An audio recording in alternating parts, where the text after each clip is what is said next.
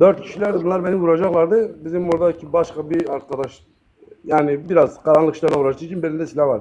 Çıkardı dedi, çocuğa bir tokat vursa dedi, vallahi billahi dedi, dördü de burada sererim. Sonra dernek başkanı bak bizim Zaza'ydı.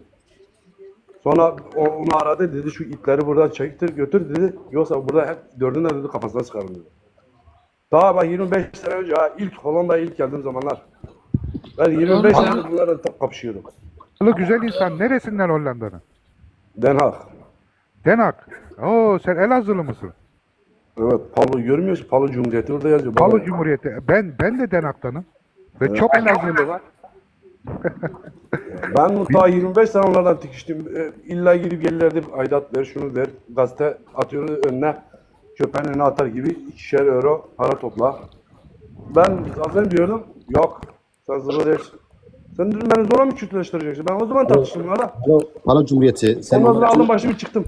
ama İşte Palo Cumhuriyeti sen onlar için vermedin ama Zazlar için vereceksin. zaten canım feda. Eyvallah.